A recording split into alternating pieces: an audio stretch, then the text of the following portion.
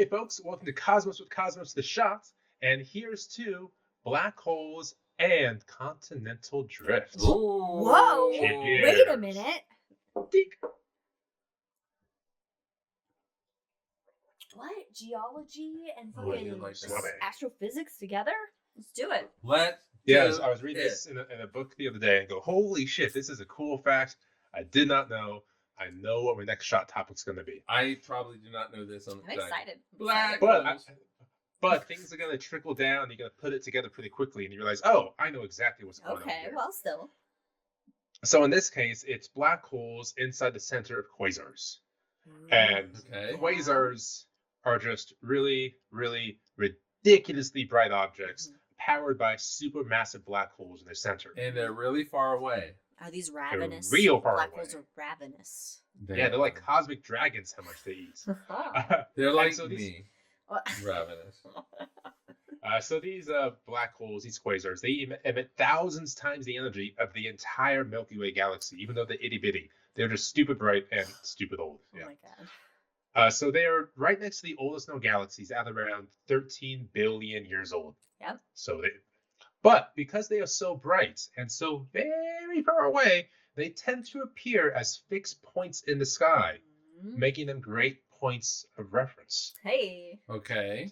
All right. So in fact, the nearest quasar, 3C273, my mistake, has a jet stretching out from its central black hole, 200,000 light years from the galaxy's core. It's huge. That's how twice the Milky Way.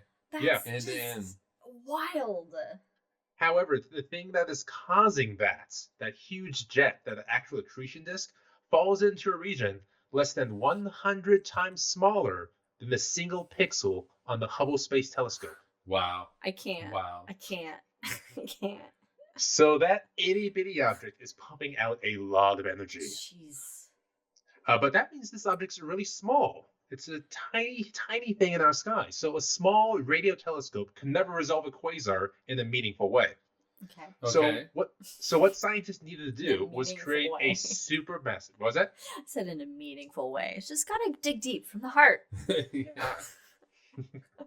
So what scientists needed to do was create a supermassive telescope the size of the Earth. And to do that is a technique called very long baseline interferometry. Mm-hmm. Okay. So this involves a network of worldwide telescopes measuring data at the exact same time. And so from there in the 50s and 60s, 1950s and 60s, this data is collected on big old magnetic tapes, right?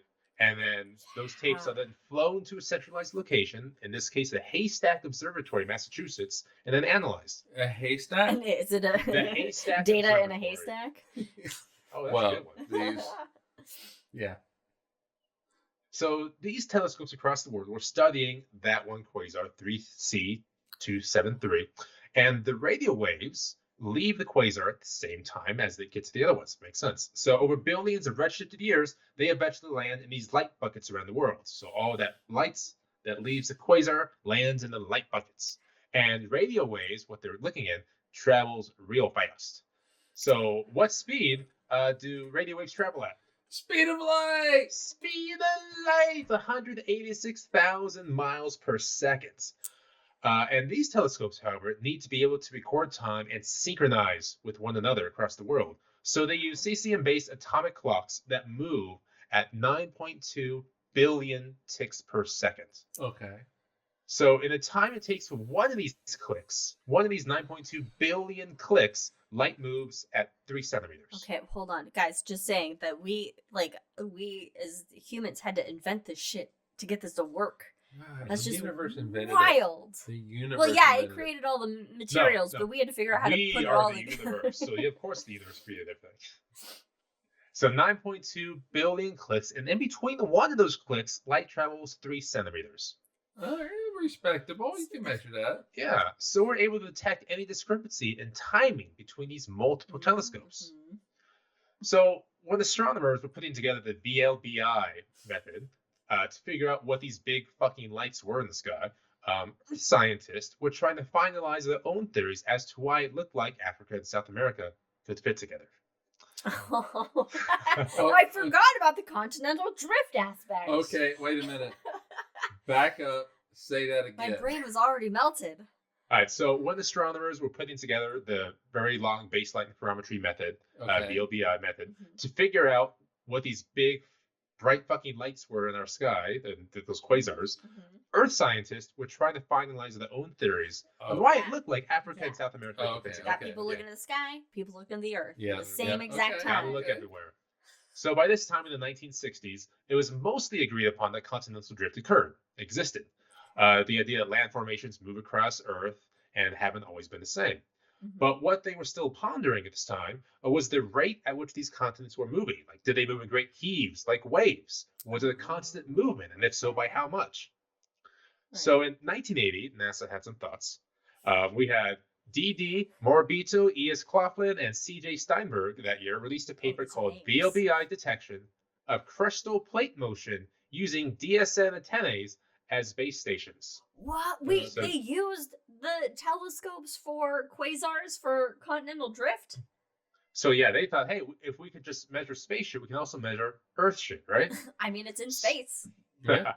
So a few years later, because we had to, invent those atomic clocks and get them just fine-tuned enough, using radio antennae at Western Massachusetts and Wetzel, Germany, showed North America and Europe were separating at 17 millimeters per year. Oh. So we could tell by the lights, by the radio waves coming down from the quasar, and how it changed year to year at the telescopes. We could tell how quickly those continents were drifting apart.